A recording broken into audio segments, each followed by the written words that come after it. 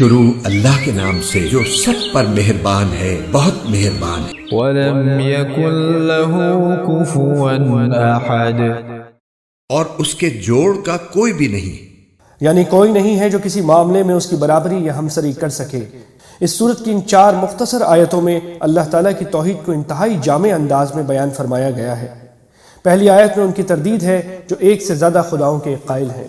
دوسری آیت میں ان کی تردید ہے جو اللہ تعالیٰ کو ماننے کے باوجود کسی اور کو اپنا مشکل کشا، کارساز یا حاجت روا قرار دیتے ہیں۔ تیسری آیت میں ان کی تردید ہے جو اللہ تعالیٰ کے لیے اولاد مانتے ہیں۔ اور چوتھی آیت میں ان لوگوں کا رد کیا گیا ہے جو اللہ تعالیٰ کی کسی بھی صفت میں کسی اور کی برابری کے قائل ہیں۔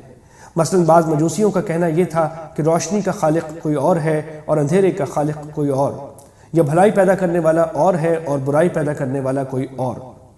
اس طرح اس مختصر صورت نے شرک کی تمام صورتوں کو باطل قرار دے کر خالص توحید ثابت کی ہے۔ اس لیے اس صورت کو سورہ اخلاص کہا جاتا ہے، اور ایک صحیح حدیث میں اس کو قرآن کریم کا 1/3 حصہ قرار دیا گیا ہے، جس کی وجہ بظاہر یہ ہے کہ قرآن کریم نے بنیادی طور پر 3 عقیدوں پر زور دیا ہے: توحید، رسالت اور آخرت، اور اس صورت نے ان میں سے توحید کے عقیدے کی پوری وضاحت فرمائی ہے۔ اس صورت کی تلاوت کے بھی احادیث میں بہت فضائل آتے ہیں۔ جلدی سے میرے یوٹیوب چینل کو لائک کریں، سبسکرائب کریں اور بیل آئیکن کو ضرور دبائیے گا تاکہ ڈیلی بیسس پہ مل سکے آپ کو قرآن پاک کی تلاوت، احادیث مبارک، تاریخی و تہذیبی ویڈیوز، وہ بھی اردو میں، تاکہ آپ انہیں ڈاؤن لوڈ کر کے شیئر کریں اور حاصل کریں ثواب دارین۔ شکریہ۔